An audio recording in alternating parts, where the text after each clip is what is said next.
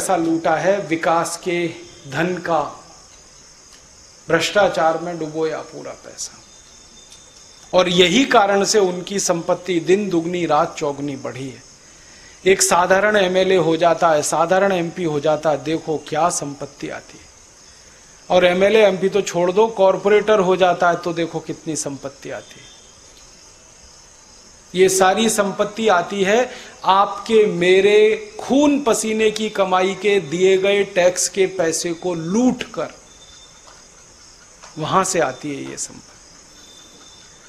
तो हमारे देश में ये जो प्रजातंत्र चल रहा है, माफ करिएगा, ये लूट तंत्र है, प्रजातंत्र नहीं है।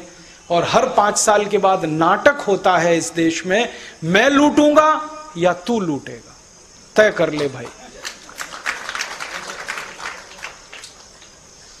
एक पार्टी होती है सत्ता में जो लूट रही होती है 5 साल से, सामने वाली दूसरी तैयार बैठी है कि अब हमारा नंबर है, तुमने लूट लिया 5 साल, अब हमको दे दो ये गद्दी।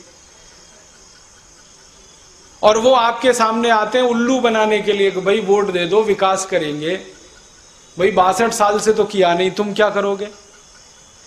फिर कहते हैं जी वोट दे दो, आपकी सेवा करेंगे। तो सेवा करने के लिए वोट ही क्यों लगता? बिना वोट के भी सेवा होती है। तो वोट देकर वो सेवा का नाम जो लगाते हैं, वो उनको पद चाहिए, प्रतिष्ठा चाहिए, ताकि लूट में हिस्सा उनका बरकरार रहे।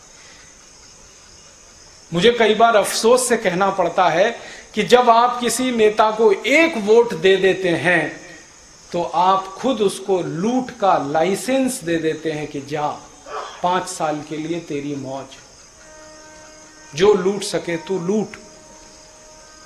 और 5 साल आपके पास कोई ताकत नहीं है उसको वापस बुलाने की, तो जितना मन में आता है वो लूटता है।